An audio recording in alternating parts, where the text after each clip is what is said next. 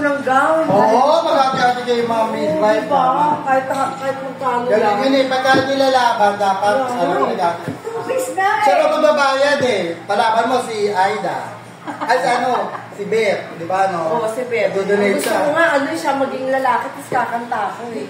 Ano na gawin? Sakto yan lang. Oo, pusong bato. Diba? Tama. Siya yung lalaki. Tuturo niya siya. Pusong bato ka dyan eh. Tinuturo niya kasi sa Ate Beth. Pusong bato. Sa akin ang mukhang bato. Asawa pa yung mukhang bato. Ma'am, mag-practice kami ha. Huwag mo ko isubo doon na gagawin. Tataka lang ako doon. Ako.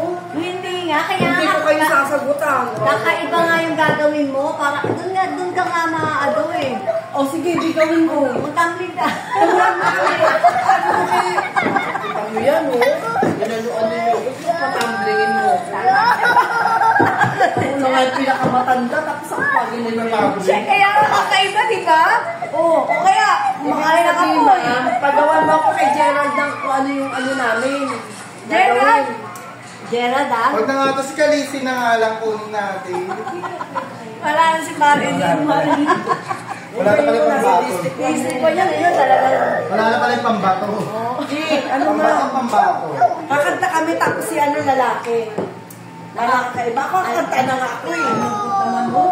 Dapat kasi yung nakakatawa, yung ano, baga. Di hahanap tayo ng kanta OPM na nakakatawa. Di ba? Puso ba? Hindi puso